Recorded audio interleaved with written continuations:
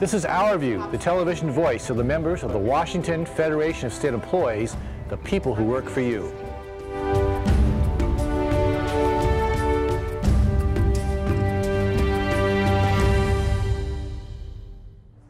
Why does it seem the management of the University of Washington will always take the low road in dealing with its staff? We're talking about the workers who keep the university running, the heating and air conditioning specialists, the plumbers, the skilled electricians, and other employees who maintain a world-class facility. First part of 2013, the University of Washington decided they were going to remodel Husky Stadium. And beginning in January 2013, at our trades JLM meetings, I began asking, were they going to contract out the work? Because according to our contract, the university has to notify us if they're going to do any contracting out and allow us to bargain over it. So for 6 months, I kept asking the same question at the trades JLM, and they kept saying, no, we know we have to bargain with you, no, we're not contracting it out. And then suddenly in August, they told us they were contracting it out. So after the first game, I filed a grievance for all the people who would have been working at the games, fixing up stuff that's caused by, so many football fans there.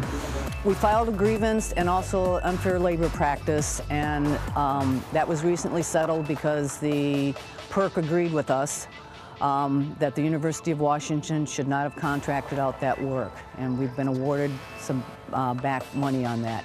And one of the things that people should understand about this, every time the university contracts out, it costs the taxpayers more money. And I'm a taxpayer, and it also costs me more money because contractors usually get, they get prevailing wages, so anytime they work on campus, they're getting about 40 to 50% more money than state workers would get who normally do that work.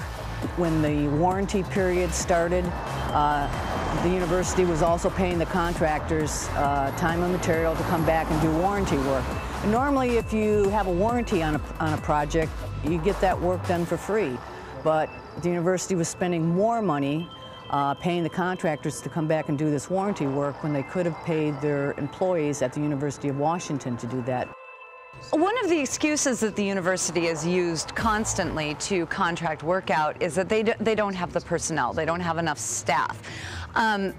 Well, that's because they've systematically shrunk the number of FTEs that they have available to do this work. And this isn't just in the trades, this is also in custodial. So what we're seeing is a real lack of preventive maintenance and a real lack of keeping the state treasure, the University of Washington, maintained and keeping the critical infrastructure going. And, the stadium settlement is certainly, it's huge, but it's not the only thing that's going on with the University of Washington. Recently, we discovered that they haven't been properly maintaining the cooling towers at the University of Washington Medical Center, and some very dangerous bacteria, Legionellas, were found, and those are in fact the bacteria that cause Legionnaire's disease. And this is a result of not maintaining the level of staff necessary to keep these critical systems maintained.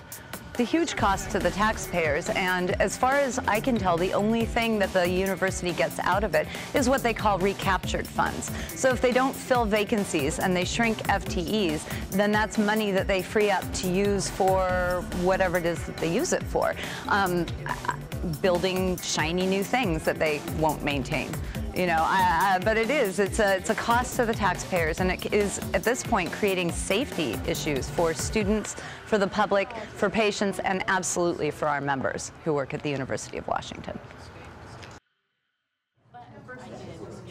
You may not have heard about the Trans-Pacific Partnership. It's another trade deal that appears to be taking the fast track in our nation's capital. Robert Reich says this one, like others, are not going to be helpful to the American worker or consumer.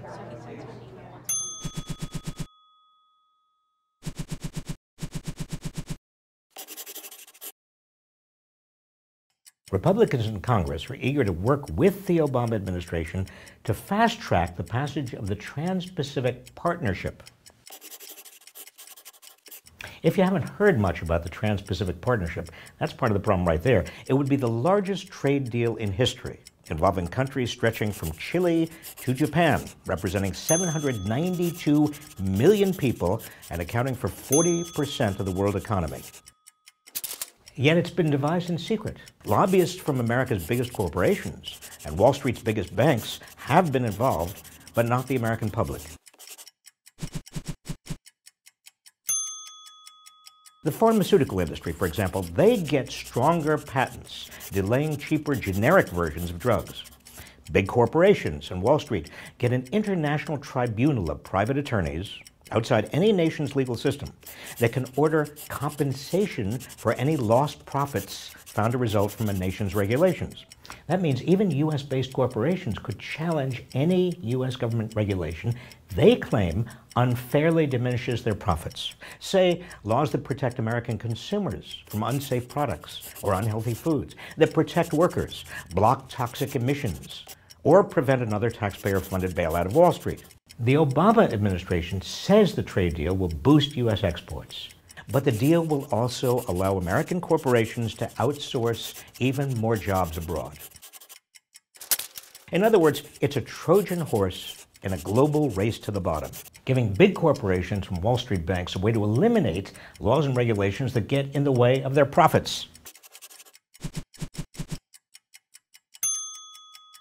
Right now, they're trying to get something called fast-track authority, so this massive giveaway can pass without any public review or power to amend.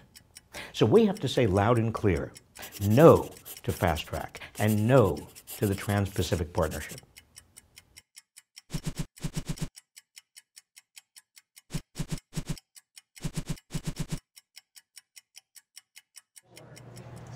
While the globalization of the world's economy has been a boon to big businesses, the worker has emerged as the casualty of this.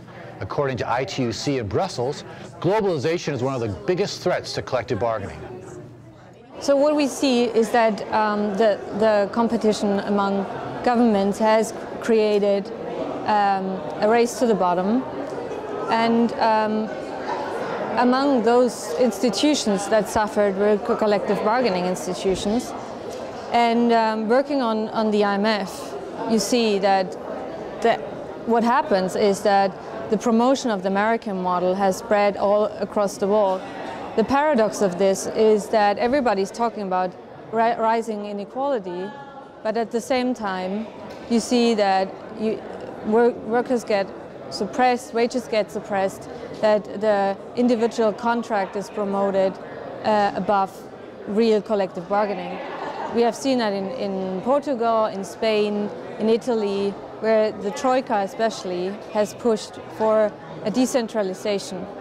For example, in Portugal, collective bargaining coverage has fallen from 1.5 million to just 300,000. This leaves workers basically in a very unequal situation where they have to bargain on their own in a very difficult economic environment, and basically have to take what they get. That's the game right now.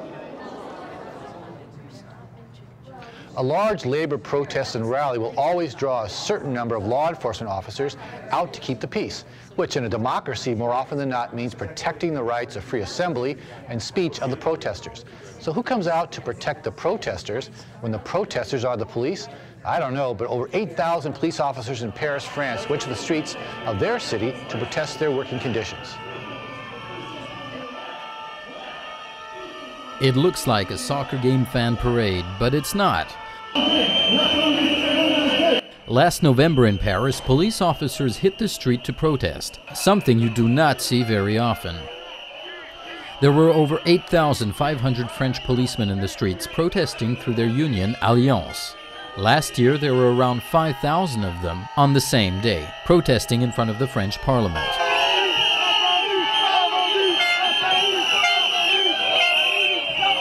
Their concerns are various, from the lack of personnel and equipment to budget and salaries and new restrictions. However, their concerns are mainly directed to management and the way they function. More arrests, but not always the right kind. The Minister of Interior focuses on the amount of arrest, but not taking into consideration the kind of arrest. From a high-level drug trafficker to a simple possession, the results appear the same on reports. They feel like they are managed like a company, and not so much as a public service.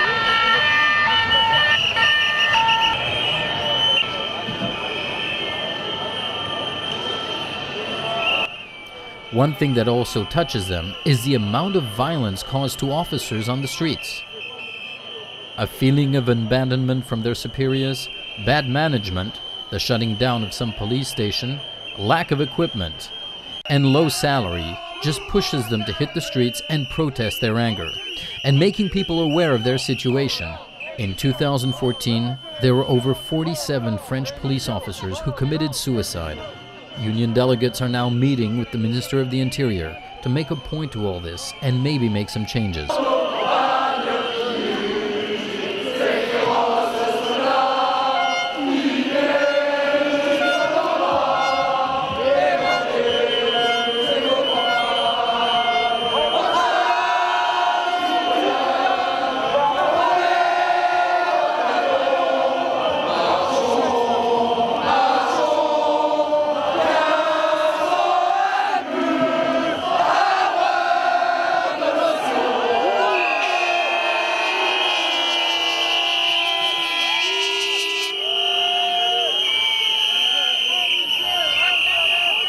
Benjamin Marcus for Our View, Paris, France.